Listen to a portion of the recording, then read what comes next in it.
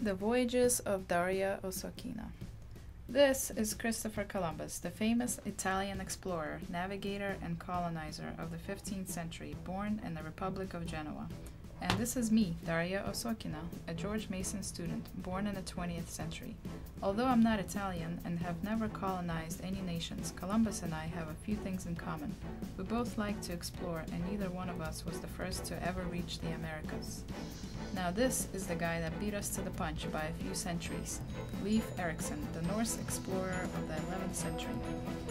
Anyway, enough about them, let's talk about me.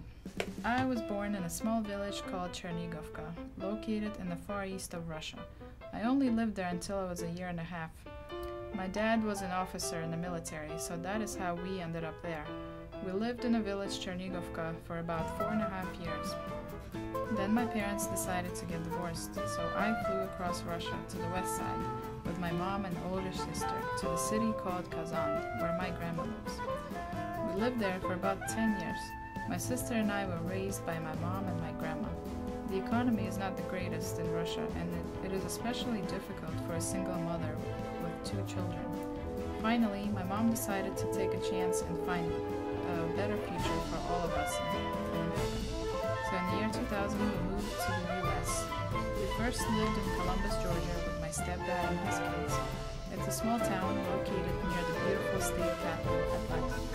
The things that I remember the most about Georgia are the big, delicious beaches and the nice, hospitable people that live there. A year later, my stepdad got laid off in Georgia, so we ventured out to Virginia and searched for a new job for him. Unfortunately, he didn't have any luck finding the job there, so he went back to Georgia, which is where he's from, and my mom decided to stay in Virginia with my sister and I. Ever since then, we have lived all over Northern Virginia for the next 12 years, Leesburg, Sterling, Fairfax, and Reston.